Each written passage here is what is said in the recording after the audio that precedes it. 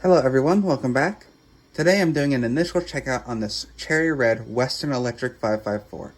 This is a telephone that I had wanted for a considerable amount of time, and I'm so happy to have one, and I got this a little bit ago. I paid a little bit too much for it, but it's in fantastic condition. So this was originally manufactured in 1965, but it was refurbed by the Bell System at least once in 1976. This thing is a total parts bin, but it works great, so I don't really care. So let's take a look at it.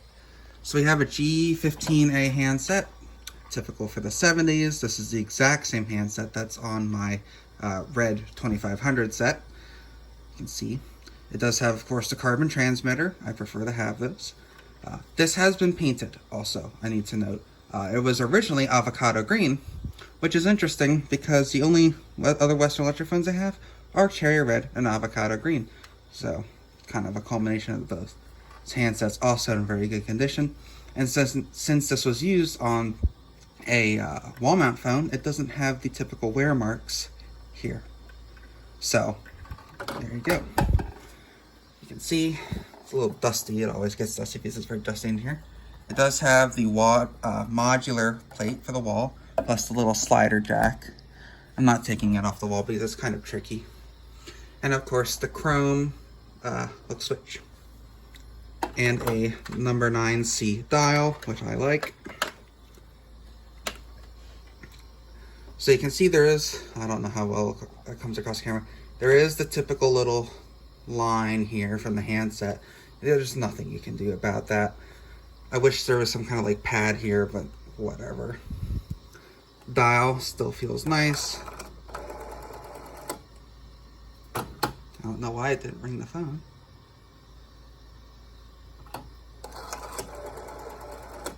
There you go. I have on the BCM 0 for direct dial, and it rings my bench phone because it's the operator position, quote unquote. Let's make a call. Oh, before I do that, I'm going to mention a couple more things actually.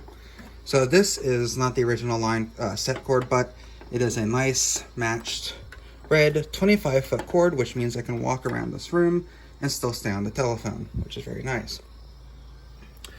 Down here, see a few things. Excuse the little remnants of blue tack on the wall.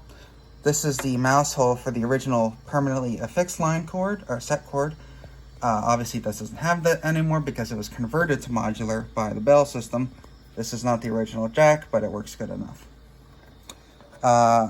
This is the release latch, and then you have your ringer adjustment, which is very nice. So let's ring this up.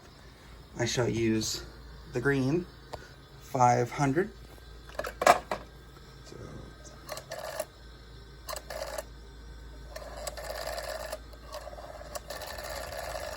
Still need to leave this, but it works fine.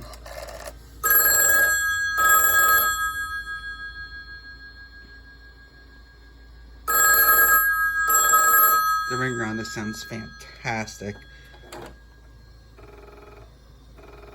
So this ringer actually lets you set it so far down that it is basically muted. Turn it up 1.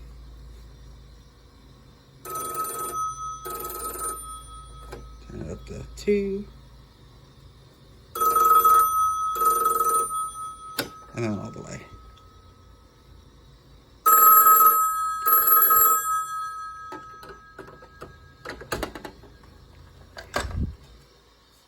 So now let's make an outside call.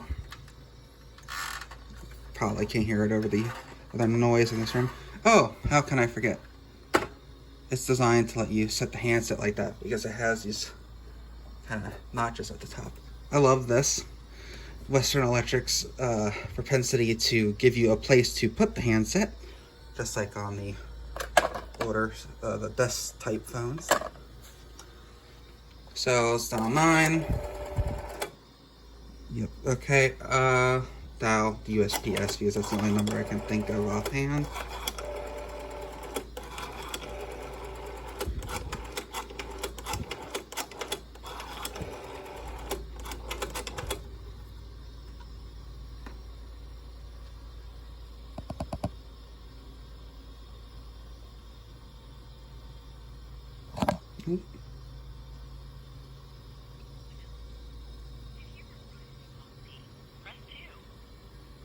I have no idea how well that's coming across. The receiver on this handset's pretty quiet.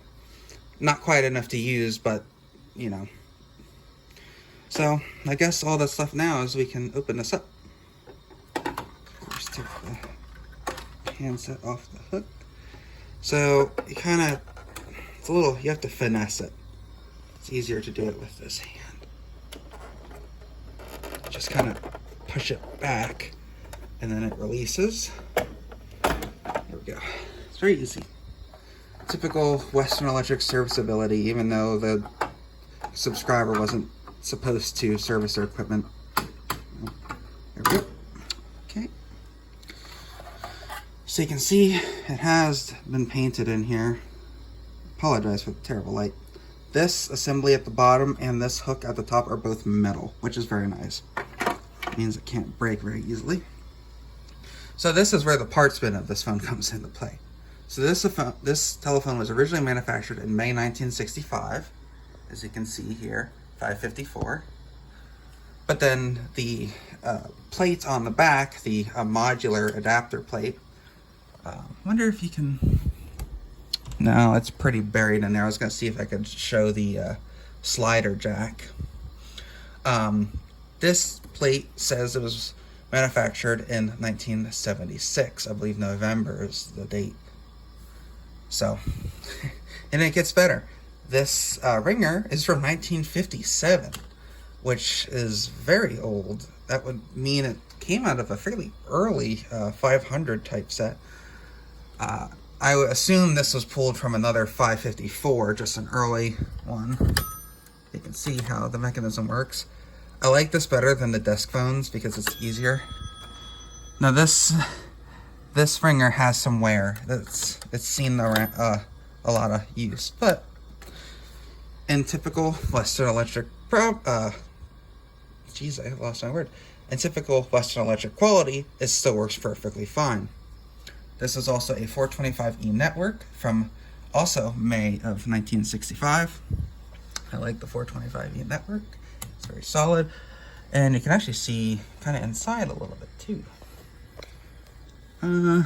Oh, yes. So if you look through here, if this did not have the modular slider jack plate, the cable would just run right through there. You can kind of actually see the back of the connector down in there. Now, this is more just a temporary setup, but once I install this somewhere permanently and can actually run cable through the wall, I will be taking off the modular slider jack and directly mounting it on the wall. It looks better like that. Plus, it has a little bit of wobble because it's on a wall jack that it wouldn't otherwise have. And if it's permanently installed, I'm not going to need to move it anyways. And you can get at it from the inside easily. You know, you need to take out the ringer, adjust it. All you have to do is take out the 2 flathead screws. And of course, you can slide it up. You can see how these work. And then there's another screw down there for the wall jack.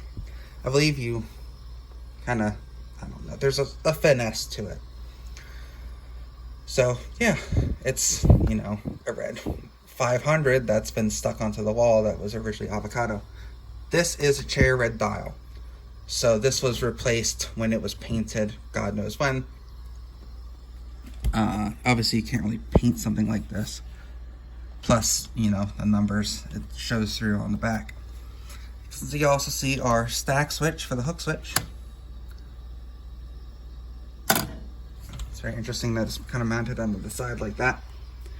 I will say this telephone's a little smaller than I was expecting it to be. I always had the impression that these things were big, but they're not. So was there something close by that I can use for a size comparison? 35mm roll of film, perhaps? Is there film in this? Oh, yes, there is. Wonder if it's been used. Ooh, that's shaky. There we go. As you can see, well, that does make it look big, actually. Maybe I can get something a little better for sake of size comparison. How about a 3.5-inch hard drive?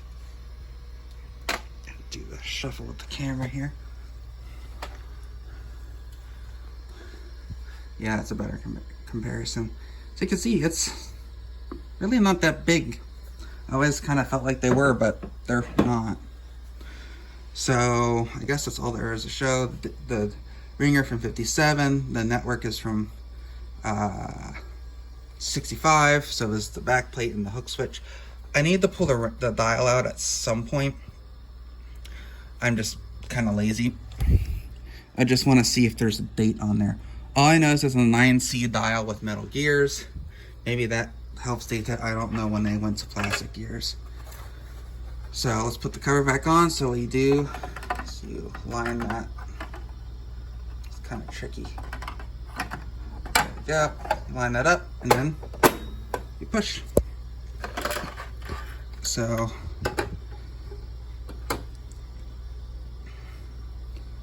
let's ring.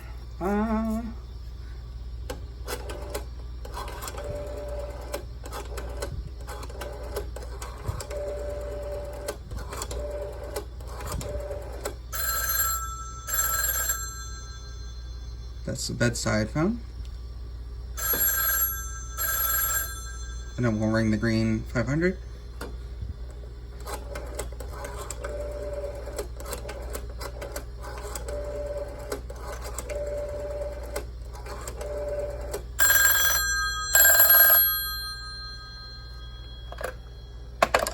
And let's do one more. Spring. I know.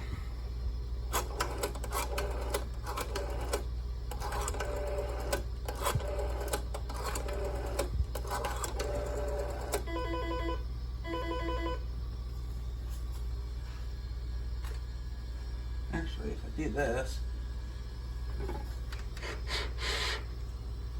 test. I don't know how well that comes across.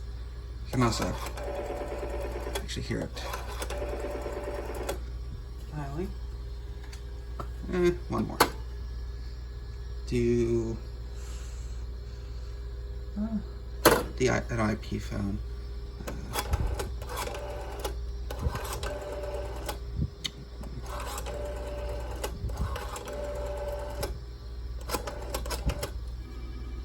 I can't even hear that.